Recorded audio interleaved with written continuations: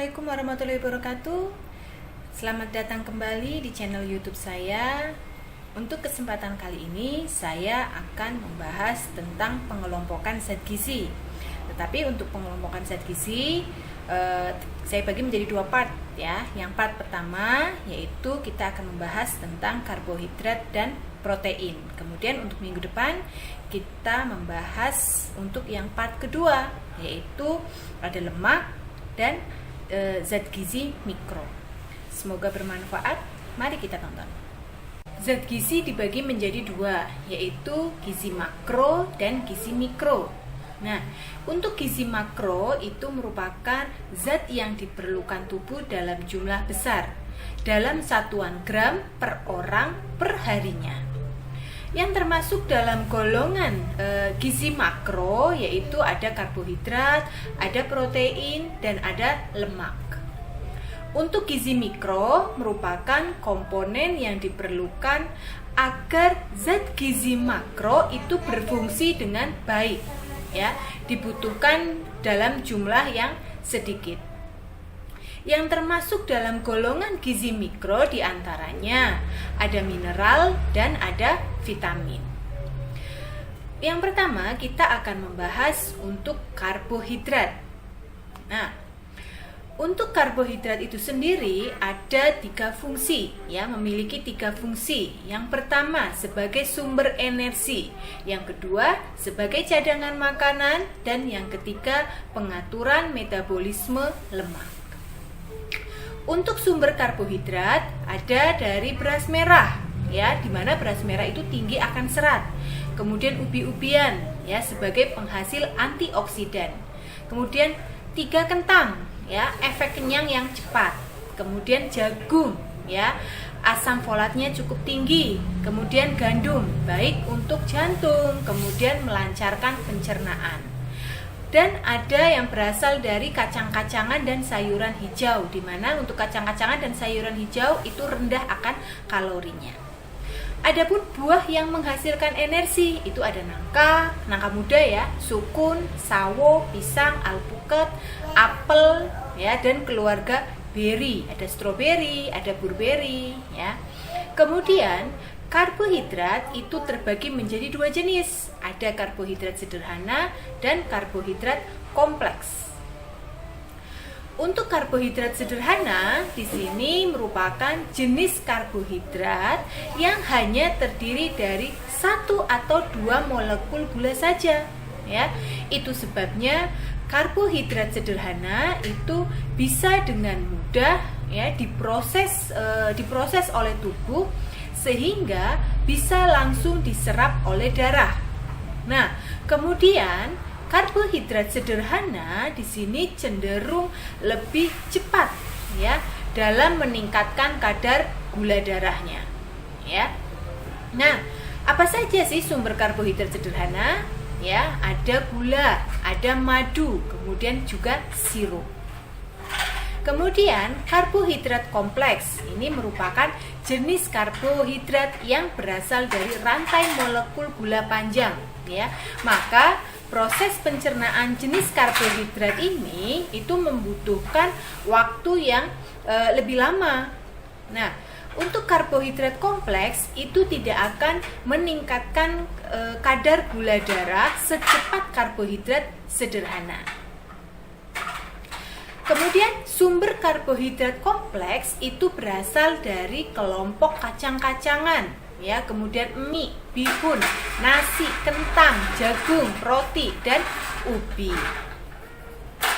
Selanjutnya kita membahas tentang protein.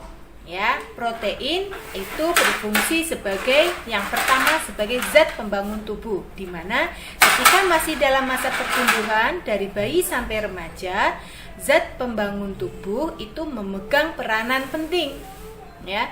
Kemudian fungsi yang kedua itu mengganti sel-sel yang rusak, di mana, ya, hal ini berperan penting setelah dewasa karena masa ini, ya, proses pertumbuhan itu kan telah berhenti, sehingga fungsi dari protein itu tinggal mengganti sel-sel yang rusak.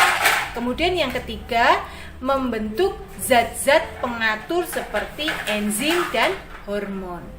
Yang keempat, mekanisme pertahanan tubuh melawan berbagai mikroba dan zat racun ya yang masuk ke dalam tubuh. Kemudian sumber-sumber protein ya. Sumber-sumber protein ada dua ya. Ada protein hewani, ada protein nabati.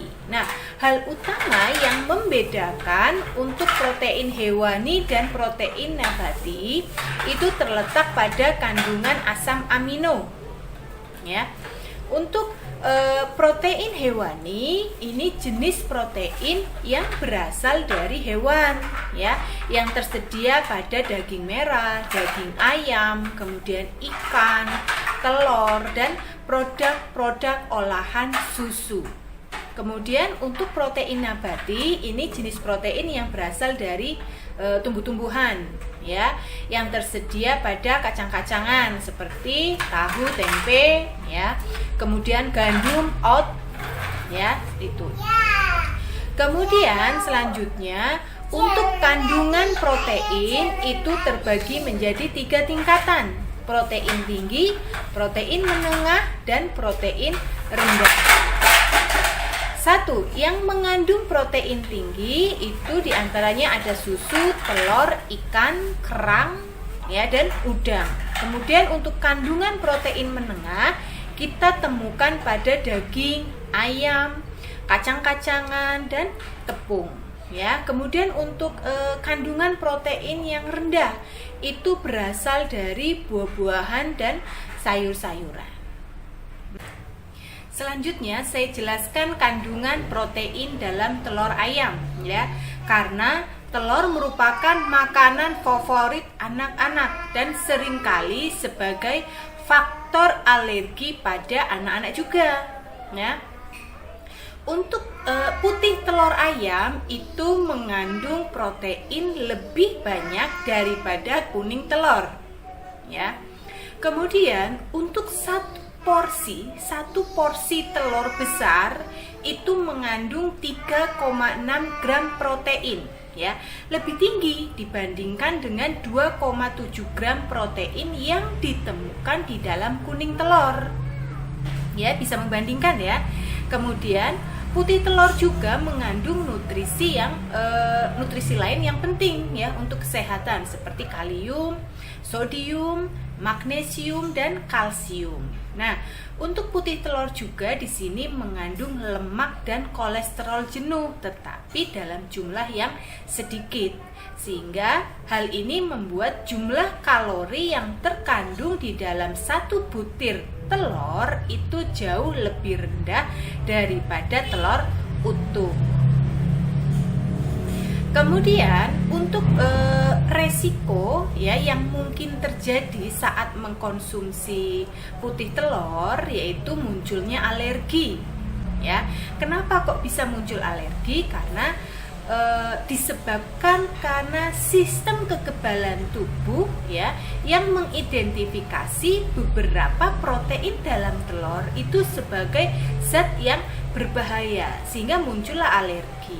Nah, gejala ringan yang mengalami alergi telur itu biasanya berupa ruam ya, gatal-gatal ya, bengkak biasanya pada muka ya, kemudian pilek ya, mata berair, kemudian ada beberapa juga yang mengalami gangguan pencernaan dan mual muntah. Oke. Untuk materi yang part 1 untuk pengelompokan zat gizi sampai di sini. Minggu depan kita lanjutkan untuk part kedua. Saya akhiri, terima kasih. Bila taufiq wal hidayah. Wassalamualaikum warahmatullahi wabarakatuh.